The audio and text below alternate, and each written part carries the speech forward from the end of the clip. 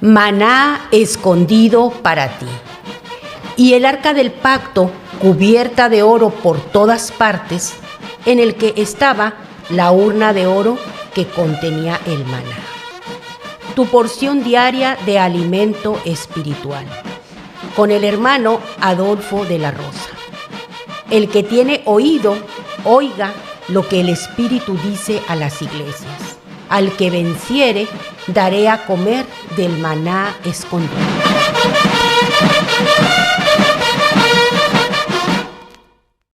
Hermano Adolfo, demos gracias a Dios por su palabra, dada a través del maná escondido para ti. El Evangelio de Marcos, el Evangelio de Dios, nos muestra el servicio evangélico del esclavo de Dios y cómo limpia a un leproso.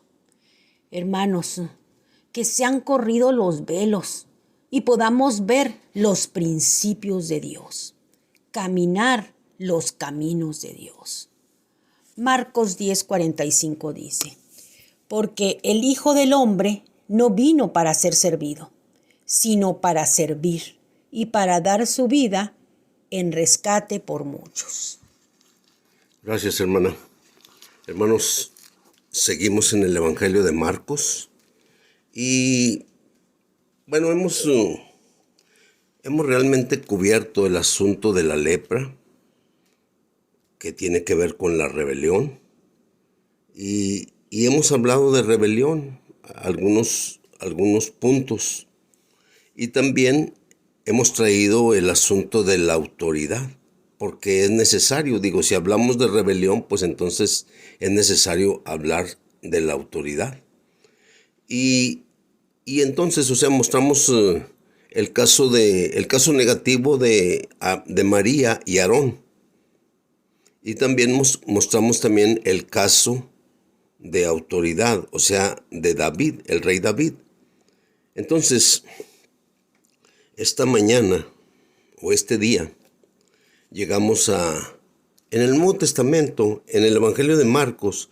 Fíjese, hay algo que quisiera mencionarle. Déjeme se lo menciono de antemano. Marcos 3:29 dice, pero cualquiera que blasfeme contra el Espíritu Santo no tiene jamás perdón, sino que es reo de un pecado eterno. Bueno, ok. En el Antiguo Testamento podríamos decir, el problema es la rebelión, ¿sí? Podríamos decir que el resultado de la rebelión es la lepra.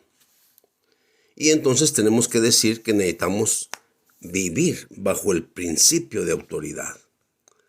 En el Nuevo Testamento llegamos y pues en cierta manera cambia el término, ¿ve?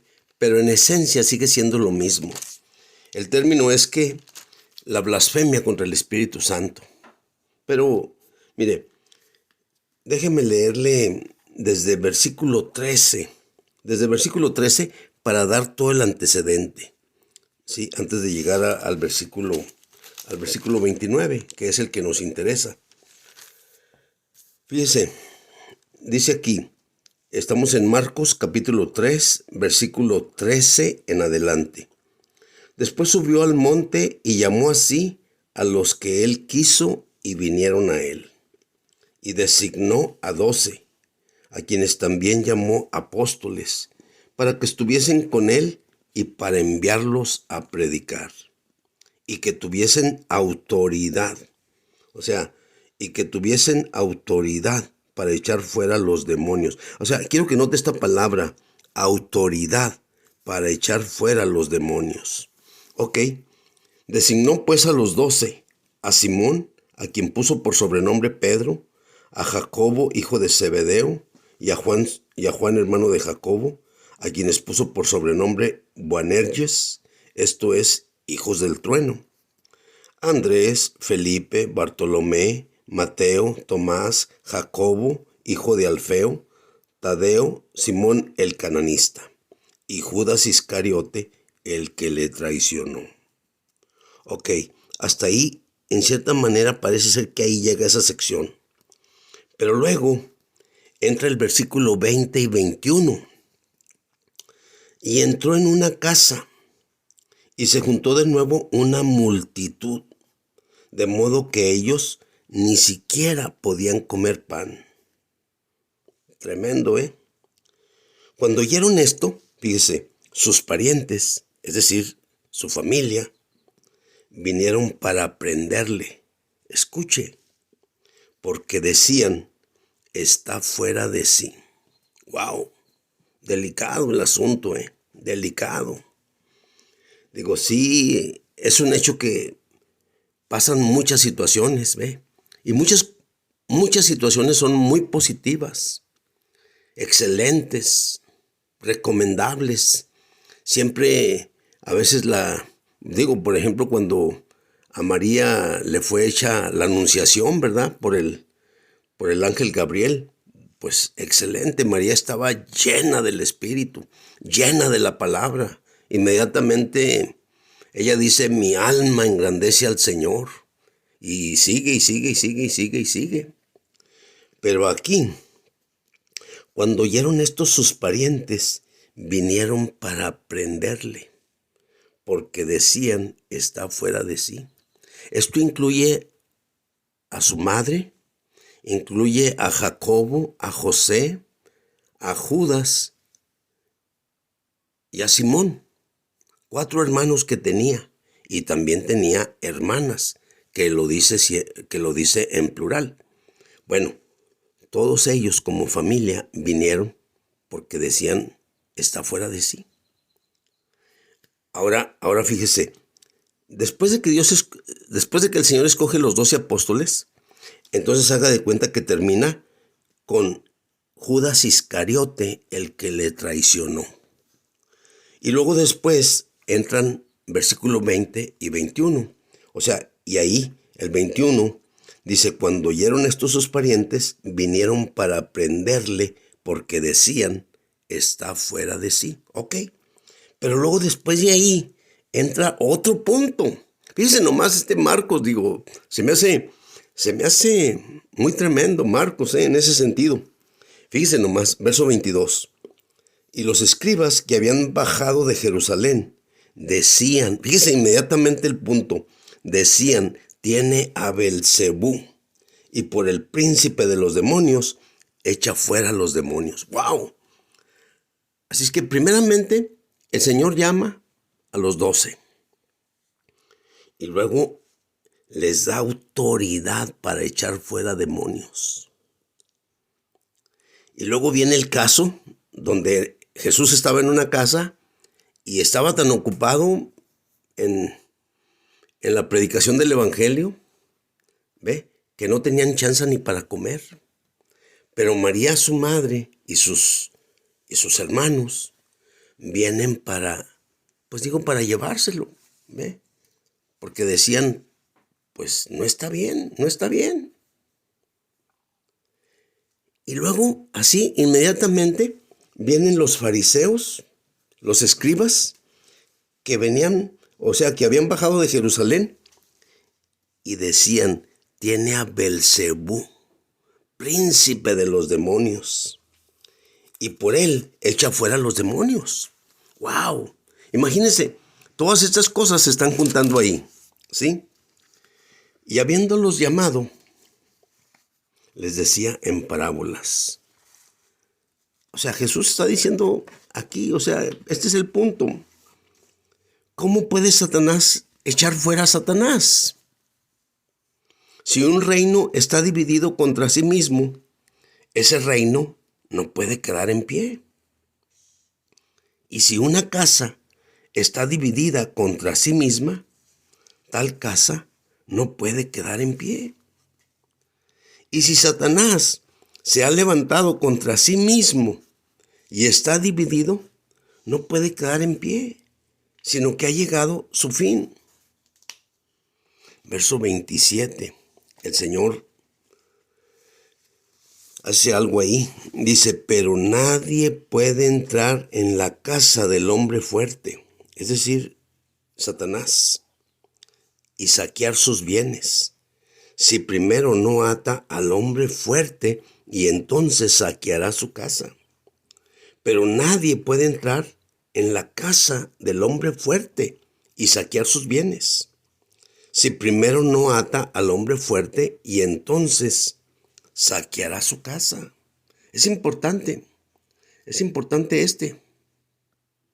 este punto que el Señor está tocando ahí. Ahora fíjese, de cierto, o sea, y ahora finalmente el Señor viene al punto que le interesa. De cierto os digo que todos los pecados serán perdonados a los hijos de los hombres y cuantas blasfemias que profieran. Pero cualquiera que blasfeme contra el Espíritu Santo no tiene jamás perdón, sino que es reo de un pecado eterno. Dijo esto porque ellos habían dicho, tiene espíritu inmundo. Escuche. O sea, ¿quiénes dijeron eso? Pues los escribas. Los escribas en el versículo 22, que habían bajado de Jerusalén, decían, tiene a Belcebú. Belcebú es el príncipe de los demonios. Y también es el señor de las moscas. ¿Ve? Y entonces, como Belcebú es el príncipe de los demonios, entonces ellos decían, entonces por el príncipe de los demonios, echa fuera a los demonios. Claro que eso es una contradicción, ¿verdad? Por eso el Señor les llamó y les decía, ¿cómo puede Satanás echar fuera a Satanás? O sea, no tiene sentido. No hace ningún sentido, ¿ven? Que Satanás eche fuera a Satanás. No. O sea, entonces el Señor enfatiza, si un reino está dividido contra sí mismo, ese reino no puede quedar en pie. Fíjese, aquí hay otro principio, digo que claro, ahorita no lo vamos a tocar, ¿verdad? Pero nomás lo quiero mencionar. Entonces, es el principio de unidad. Si podemos vivir en el principio de unidad, tendremos la bendición. Si no, prácticamente, le voy a decir una cosa, no podríamos quedar en pie. O sea, si un reino está dividido contra sí mismo, ese reino no puede quedar en pie.